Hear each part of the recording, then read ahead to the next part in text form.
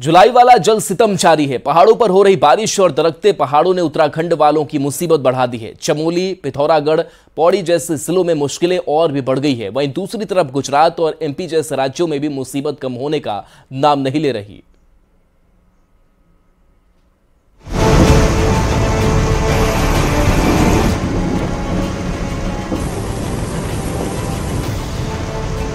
पहाड़ पर मौसम की दोहरी मार पड़ रही है। एक तरफ मूसलाधार बारिश और दूसरी तरफ दरकते पहाड़। आलम यह है कि कहीं रास्ते बंद हैं, तो कहीं सुरंगें सैलाबी समंदर बन गई। चमोली में बद्रीनाथ नेशनल हाईवे पर पाताल गंगा के पास बनी सुरंग गाड़ियों के लिए आफत बनती जा रही है।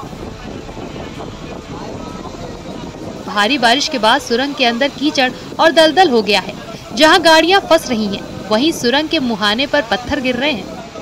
लगातार पहाड़ी से पत्थर गिरने का सिलसिला जारी है। हालांकि मौके पर मलबा हटाने के लिए बीआरओ ने मशीन लगाई है। पुलिस के जवान भी तैनात किए गए हैं, लेकिन हर दिन सुरंग के पास के हालात बदलते जा रहे हैं।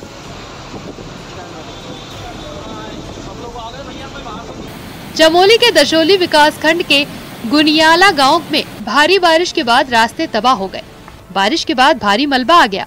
वहीं स्कूली बच्चे जान जोखिम में डालकर सफर कर रहे हैं। स्कूली बच्चे टूटी पहाड़ियों से स्कूल की तरफ जा रहे हैं।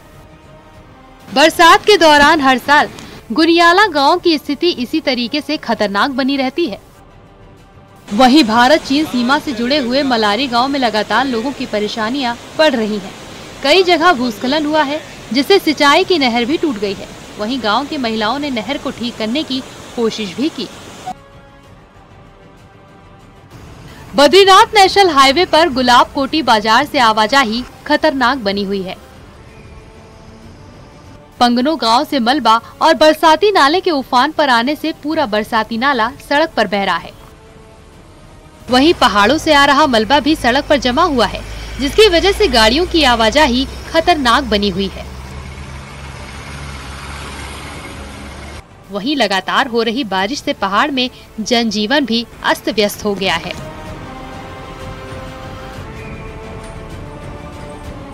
पौड़ी में भी बारिश के बाद कई जगह भूस्खलन हो रहा है, जिससे कई बार सड़क भी बंद हो रही है।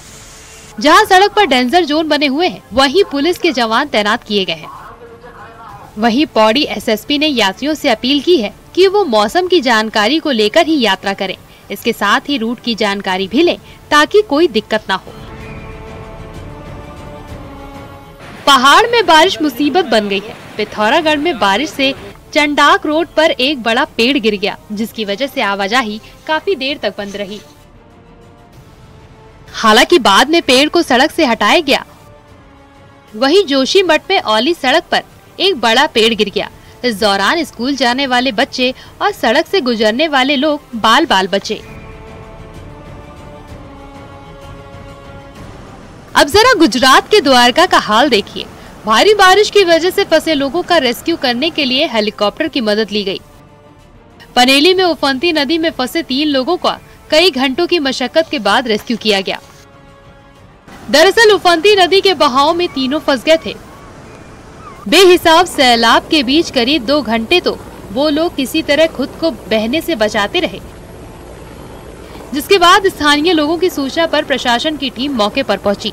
लेकिन पानी का बहाव बहुत तेज होने की वजह से उन लोगों को बचाने के लिए हेलीकॉप्टर की मदद लेनी पड़ी और करीब 2 घंटे के बाद उफनती नदी के सैलाब से उन तीनों लोगों का रेस्क्यू किया गया। गुजरात का जूनागढ़ भी भारी बारिश से बाढ़ की चपेट में है। वहां उफनती नदी के जल भराव से लोगों की मुश्किलें बढ़ चुकी हैं। कई गांव बाढ़ की चपेट में हैं। प्रशासन ने नदी के उफान को देखते हुए प्रभावित इलाकों में लोगों को घर छोड़कर सुरक्षित जगह पर जाने की चेतावनी दी है। 1 दर्जन से ज्यादा गांव में बाढ़ का पानी घुस चुका है। वहां सड़कों से लेकर खेत और घरों तक पानी ही पानी नजर आ रहा है। कमर के करीब पहुंच चुका पानी कई गांवों को अपने आगोश में ले चुका है। जूनागढ़ में एक तरफ बारिश लोगों की मुसीबत बढ़ा रही है, तो दूसरी तरफ बाढ़ लोगों के लिए आफत बन चुकी है। जूनागढ़ के मानावदर इलाके में बाढ़ का पानी इस कदर भर गया है कि एक घर में पिछले 7 दिनों से एक महिला अपने बच्चों के साथ फंसी हुई थी। इसकी जानकारी होने पर स्थानीय पुलिस के जवानों ने मोर्चा संभाला। उन्होंने उस महिला और उसके बच्चों को चारपाई पर बैठाकर बाढ़ के बीच से सुरक्षित जगह पर पहुंचाया। बाढ़ की वजह से लोगों तक जरूरत भर मदद भी पहुंच पाना मुश्किल होता जा रहा है। गुजरात के गिर सोमनाथ जिले से सामने आई तस्वीर और भी भयंकर है। वहां उफनती नदियों का पानी पुलों को भी बहा ले जाने के लिए बेताब दिखाई दिया। गिर सोमनाथ में भारी बारिश की वजह से शांगवाड़ी नदी में इतना उफान आ गया कि उसका पानी 20 फीट ऊंचे पुल से टकराता दिखाई दिया।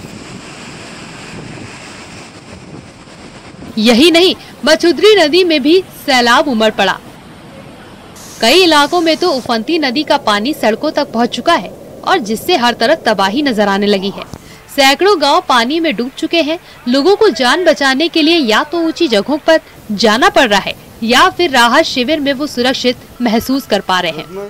बाढ़ की चपेट में आने से सैकड़ों गांव के कई एकड़ खेत भी बर्बाद हो गए हैं। छत्तीसगढ़ में भी लगातार हो रही बारिश अब लोगों के लिए मुसीबत बनती जा रही है। वहां के कबीरधाम जिले से एक दिल दहला देने वाली तस्वीर सामने आई। भारी बारिश की वजह से ओवरफ्लो नदी पार करने की कोशिश में मजदूरों से भरी एक ट्रैक्टर ट्रॉली नदी में बह गई। गनीमत ये रही कि उसमें सवार सभी मजदूर तैरकर अपनी जान बचाने में कामयाब रहे। पिछले कई दिनों से जिलों में हो रही भारी बारिश की वजह से आगर नदी ओवरफ्लो हो गई है और उसका पानी सड़क के ऊपर तेज बहाव के साथ बहता हुआ दिखाई दिया, जिसे पार करने की कोशिश में ट्रैक्टर ट्रॉली बह गई। मध्य प्रदेश के सिवनी जिले में भी हो रही बारिश भी पति पत्नी पर मुसीबत बनकर टूटी। सिवनी में भारी बारिश की वजह से रेंगा नाला उफान पर आ गया, जिसकी वजह से नाले का सैलाब अचानक सड़क पर आने से उसमें पति पत्नी फंस गए। उन्होंने कुछ देर तक तो खुद को तेज बहाव से बचाने की कोशिश की, लेकिन जब बहाव और तेज हो गया तो दोनों ने पेड़ पर चढ़कर अपनी जान बचा ली, जिसके बाद प्रशासन ने दोनों को तेज बहाव के बीच से सुरक्षित बाहर निकालने के लिए एनडीआरएफ को लगाया और कई घंटे की मशक्कत के बाद दोनों की जान बचाई जा सकी। यानी उत्तराखंड से गुजरात तक सैलाबी संकट जारी है। एमपी और छत्तीसगढ़ में भी कमोबेश यही हाल है।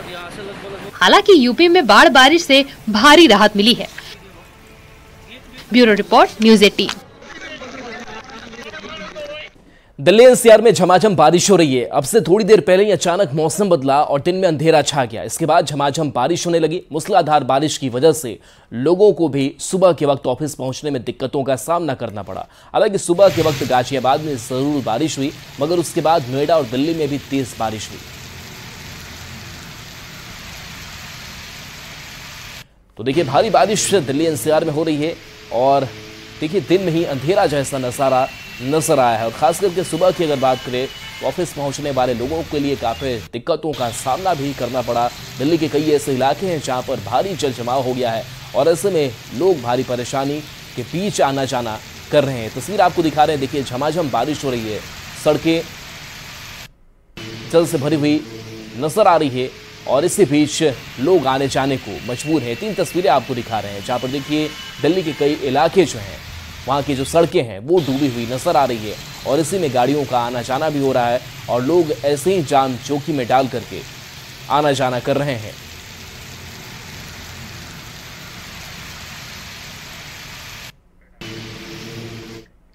कांवर मार्ग में दुकानों और फलों के विक्रेताओं के नाम उजागर करने वाले यूपी सरकार के आदेश पर सुप्रीम कोर्ट ने अंतरिम रोक लगा दी है। लेकिन अब कांवर के बाद संतों ने कुंभ में पहचान की मांग कर दी है।